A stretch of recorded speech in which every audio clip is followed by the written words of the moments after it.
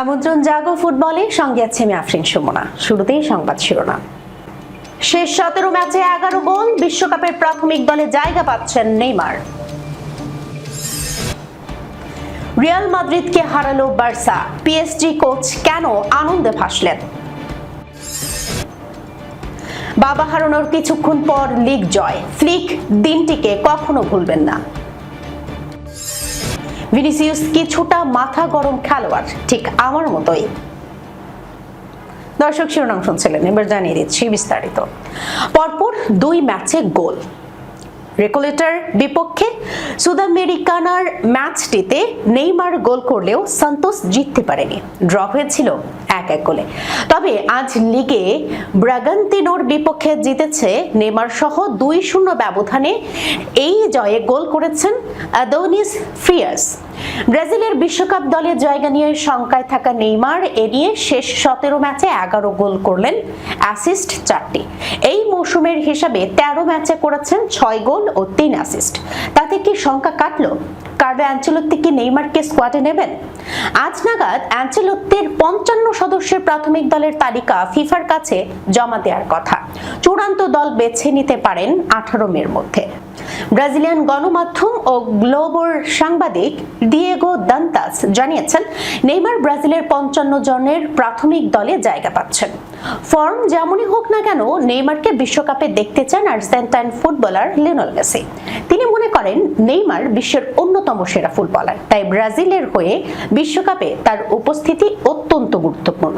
Argentina ও inter মায়ামির এই মহাতারকা লো দেল polo অনুষ্ঠানে polo আলভারেজকে দেয়া এক সাক্ষাৎকারে বলেন, আমরা চাই বিশ্বকাপের সেরা খেলোয়াড়রাই অংশ নিক। নেইমারের বর্তমান ফর্ম যেমনই হোক না কেন, সবসময়ই সে সেরাদের একজন। মেসি আরো বলেন, ব্রাজিল এবং ফুটবলের জন্য নেইমারের গুরুত্ব অনেক বেশি, তাই তাকে বিশ্বকাপে দেখতে পারাটা দারুণ ব্যাপার হবে। আমি আশা করি সে সেখানে থাকবে। আমার মতে নেইমারের সবসময়ই বিশ্বকাপে থাকা উচিত। নেইমারের সাথে মেসির সম্পর্কটা বন্ধুত্বের, দীর্ঘদিনের বন্ধুত্ব ও মাঠের বাইরের সম্পর্কের কারণেই নেইমারের বর্তমান পরিস্থিতি নিয়ে উদ্বিগ্ন মেসি। ব্রাজিলিয়ান এই ফরওয়ার্ড যেন আবারও নিজের সেরা ছন্দে ফিরতে পারেন এবং বিশ্বকাপের মঞ্চে জায়গা করে নেন, এমনটাই প্রত্যাশা আর্জেন্টাইন মহাতারকার। নেইমার আমার বন্ধু, অবশ্যই আমি চাইবো সে বিশ্বকাপে থাকুক, তার সাথে ভালো কিছু ঘটুক, কারণ সে যেমন মানুষ তাতে এটা তার প্রাপ্য এবং আমি আশা করি সে সেখানে থাকতে পারবে।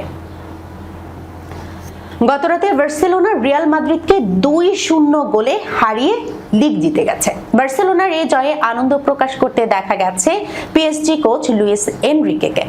বার্সা যখন গতরাতে রিয়ালকে হারাচ্ছে, পিএসজি তখন ব্যস্ত ফরাসি লিগে স্তাদ বেসোয়ার বিপক্ষে ম্যাচে। সেই ম্যাচে 1-0 গোলের জয় পেয়েছে পিএসজি, কিন্তু ম্যাচ শেষ হওয়ার পরপরই দলের কোচ লুইস এনরিকের মনোযোগ চলে গেল স্পেনের দিকে। এল ক্লাসিকোর ফল জানতে মুখিয়ে ছিলেন তিনি। ম্যাচ পরবর্তী সংবাদ সম্মেলনে যাওয়ার আগেই এনরিকে পাশে থাকা একজনকে রিয়াল মাদ্রিদের বিপক্ষে ম্যাচে বার্সেলোনার স্কোর জানতে চান। জবাবে তাকে বলা হয় বার্সা 2-0। এরপর তাকে তাৎক্ষণিক আনন্দ প্রকাশ করতে দেখা যায়। এই মুহূর্তের একটি ভিডিও অনলাইনে ছড়িয়ে পড়েছে। 433 সহ একাধিক আন্তর্জাতিক সংবাদ মাধ্যম এই ভিডিও প্রকাশ করেছে। পিএসজি কোচ হয়ে এনরিকের এই উচ্ছ্বাসের কারণ, তিনি এর আগে বার্সেলোনার হয়ে খেলেছেন, কোচিংও করিয়েছেন। তার হাত ধরেই বার্সা 2014 থেকে 2017 এই 3 বছরে ট্রেবল সহ 8টি শিরোপা জেতে। তবে রিয়াল মাদ্রিদের সঙ্গেও এনরিকের একটা অতীত আছে। বার্সেলোনায় পাড়ি জমানোর আগে রিয়াল মাদ্রিদের হয়েও খেলেছেন তিনি। তবে সেই অতীত থাকার পরও তিনি যে বার্সেলোনাকেই বেশি ভালোবাসেন, এই মুহূর্ত যেন বলে দিচ্ছে সেটাই। জিতলেই লা লিগা জয়। ন্যু ক্যাম্পের রিয়াল মাদ্রিদ ম্যাচের আগে এই হাতছানির পর বিষণ্ণ মনে ডাগ আউটে দাঁড়িয়েছিলেন হান্সি ফ্লিক। কিছুক্ষণ আগেই যে বাবা হারান তিনি। রিয়াল মাদ্রিদকে হারিয়েই বার্সেলোনার শিরোপা জিতেছেন। মার্কাস রাশফোর্ড ও ফেরান তোরেসের গোলে বার্সার জয় 2-0 ব্যবধানে। এটা ফ্লিকের দ্বিতীয় লা লিগা শিরোপা। আগের মৌসুমেও তিনি ট্রফিটির স্বাদ নিয়েছিলেন। শিরোপা জয় ও বাবা হারানোর এই দিনটিকে কখনো ভুলতে পারবেন না বলে জানালেন ফ্লিক। লা লিগা টিভিকে দেয়া সাক্ষাৎকারে ফ্লিক বলেন, আমি এই দিনটি কখনো ভুলবো না। শুরুটা কঠিন ছিল, আমার বাবা মারা গেছেন, কিন্তু আমার দল অসাধারণ। এটি যেন একটি পরিবার। সম্মান প্রদর্শনের অংশ হিসেবে এল ক্লাসিকোয় খেলোয়াড়রা কালো আর্মব্যান্ড পরে মাঠে নামেন। কিক অফের আগে ফ্লিকের বাবার স্মরণে 1 মিনিট নীরবতা পালন করা হয়। সেই সময় টাচ লাইনে ফ্লিককে আবেগাপ্লুত দেখা যায়, তবে মাঠের দল তাকে আনন্দের উপলক্ষ এনে দেয়। ফ্লিক বলেন, আজ তারা সবকিছু উজাড় করে দিয়েছে, আমি সমর্থকদের নিয়ে গর্বিত। এই স্টেডিয়ামে রিয়াল মাদ্রিদের বিপক্ষে এল ক্লাসিকোতে জিতে লা লিগা শিরোপা পাওয়া অসাধারণ অনুভূতি। এটা সহজ ছিল না, সবাই ভাবছিল আমরা জিততে পারি, কিন্তু রিয়াল দুর্দান্ত দল। আমরা খুব ভালো খেলেছি এবং সঠিক সময়ে গোল করেছি। এখন জার্মান এই কোচের সামনে রয়েছে মৌসুমটিকে আরো স্মরণীয় করে তোলার সুযোগ। বাকি 3 ম্যাচে জয় পেলে বার্সেলোনা লা লিগার ইতিহাসে মাত্র 3য় দল হিসেবে 100 পয়েন্ট অর্জন করবে। পাশাপাশি এক মৌসুমে নিজেদের 19টি হোম ম্যাচের সবগুলো জেতা প্রথম দল হওয়ার কীর্তিও গড়তে পারে। রিয়াল মাদ্রিদকে 2-0 গোলে হারিয়ে টানা দ্বিতীয়বার লা লিগার শিরোপা নিশ্চিত করেছে বার্সেলোনা। উৎসবের আবহের মাঝে আলোচনায় গাভি ও ভিনিসিয়াস জুনিয়রের সেই উত্তপ্ত লড়াই। ম্যাচ চলাকালীন বেশ কয়েকবার তর্কে জড়িয়ে পড়েন এই দুই তারকা, যা এক পর্যায়ে চরমে পৌঁছায়। বার্সেলোনার শিরোপা জয়ের আনন্দে যখন গ্যালারি মাতোয়ারা, তখন মাঠের ভেতরে রিয়ালের প্রাণ ভোমরা ভিনিসিয়াসের সঙ্গে উত্তপ্ত বাক্য বিনিময় করতে দেখা যায় গাভিকে। ম্যাচ শেষে গাভি বলেন, ভিনিসিয়াসের সঙ্গে যা হয়েছে তা পুরোপুরি ফুটবলীয় বিষয়। মাঠে যা ঘটে তা মাঠেই থাকা উচিত। সে কিছুটা মাথা গরম খেলোয়াড়, ঠিক আমার মতোই। মাঠে তর্কে জড়ালেও ভিনিসিয়াসের ক্লাস নিয়ে কোনো সংশয় নেই গাভির। প্রশংসা করে এই মিডফিল্ডার বলেন, ভিনিসিয়াস দুর্দান্ত একজন ফুটবলার। আমি শুধু তাকে তার মুখ বন্ধ রাখতে বলেছিলাম, এর বেশি কিছু নয়। মাঠের লড়াই আর মাঠের বাইরের জীবন সম্পূর্ণ আলাদা। পিচে আমি আমার দলের রং রক্ষায় জীবন বাজি রাখি, মাঠের বাইরে আমি একদমই অন্যরকম একজন মানুষ, যদিও সেটি দেখে সবসময় বোঝা যায় না। গাভি যখন কথার লড়াইয়ে ব্যস্ত ছিলেন, ভিনিসিয়াস তখন মাঠের ভেতরে বার্সেলোনা সমর্থকদের দিকে ইঙ্গিত করে রিয়াল মাদ্রিদের বেশি সংখ্যক ইউরোপীয় শিরোপা জয়ের কথা মনে করিয়ে দিচ্ছিলেন।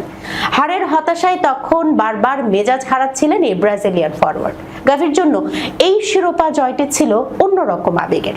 গত 2 বছর ধরে চোটে পড়ে ক্যারিয়ারের সবচেয়ে কঠিন সময় পার করেছেন তিনি।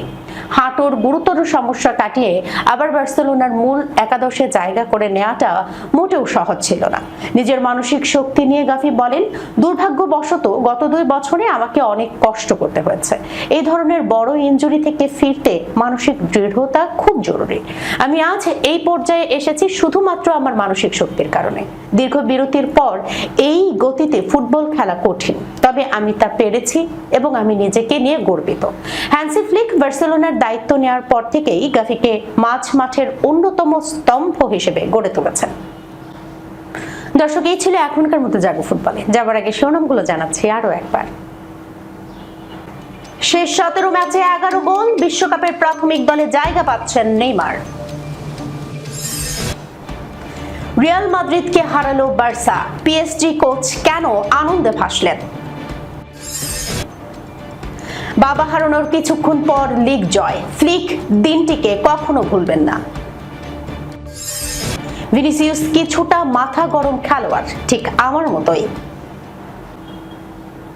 এখনকার মতো এই পর্যন্তই। এতক্ষণ পর্যন্ত যারা সঙ্গে ছিলেন সবাইকে ধন্যবাদ। আল্লাহ হাফেজ।